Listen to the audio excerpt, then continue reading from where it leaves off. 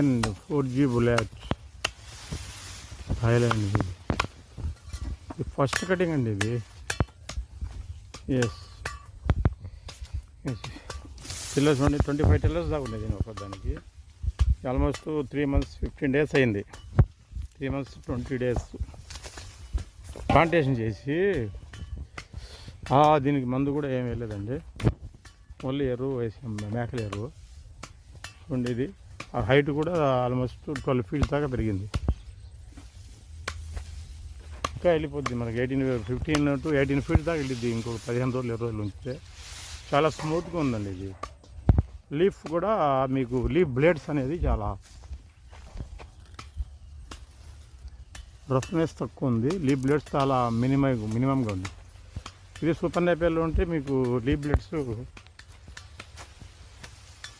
ఎక్కువ వస్తాయండి. Leaf blades